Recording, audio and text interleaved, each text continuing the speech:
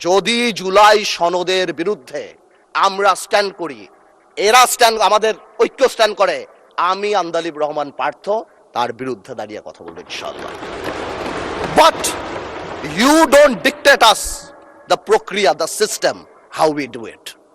যেভাবে হবে সেভাবে আমরা করব, সংবিধানকেও রাখবো, জুলাইকেও সম্মান করব। কোন সদস্যর বক্তব্যে যাতে জুলাইকে আন্ডারমাইন না করা হয়, কারণ মনে রাখতে হবে যেই দিন আবু সাইদ শহীদ হয়েছিল সেদিন চিটাগংয়ে ওয়াসিম আকরামও কিন্তু শহীদ হয়েছিল। কন্ট্রিবিউশন কিন্তু কারো কম না, আমাদের সবারই। কেউ হয়তো 2 গুলিতে মারা গিয়েছে, কেউ 1 গুলিতে মারা গিয়েছে, মারা গিয়েছে কিন্তু অনেকেই। আমি তাই বলছি বারবার, আমরা ন্যাশনাল ইউনিটি ডাকি, আমরা কথা বলি, কিন্তু আপনারা দয়া করে আমাদেরকে অ্যাটাকিং এ যাবেন না। আমাদের জেস্টার প্রথম থেকে দেখেন, মাননীয় প্রধানমন্ত্রী নির্বাচনের পর থেকে জেস্টার দেখেন।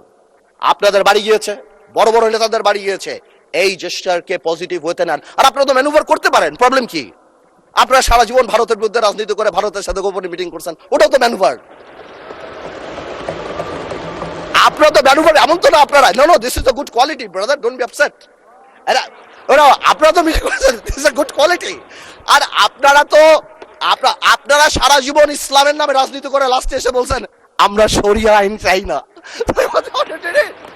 আপনারা তো ভোটের জন্য ইউ হ্যাভ ডান ইট। আজকে প্রবলেম কি? তা আমার কথা বলে একটু ম্যানুভার করেন, সংবিধানটাকে আমরা রেসপেক্ট করি, জুলাই সনদকে আমরা রেসপেক্ট করি।